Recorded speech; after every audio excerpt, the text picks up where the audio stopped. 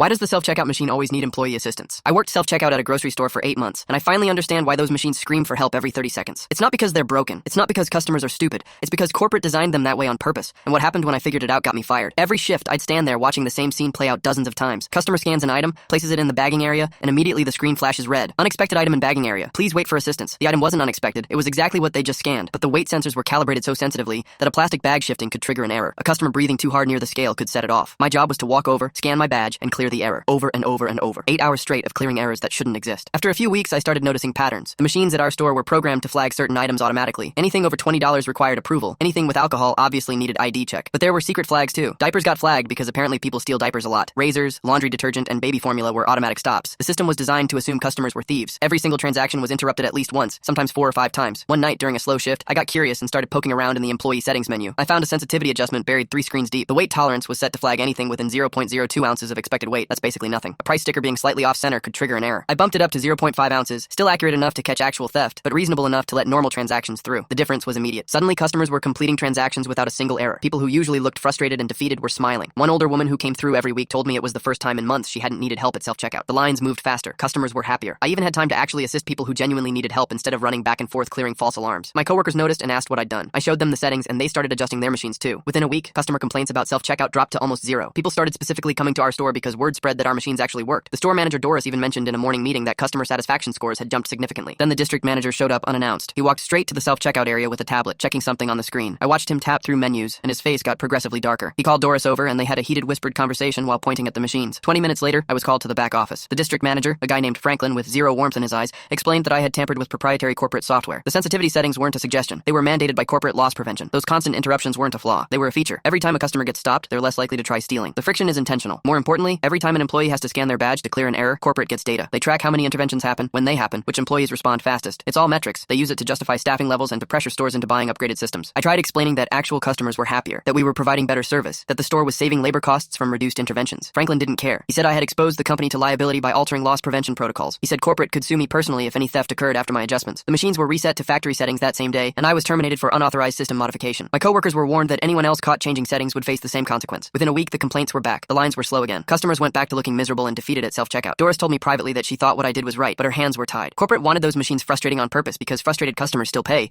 and the data from interventions was worth more than customer satisfaction.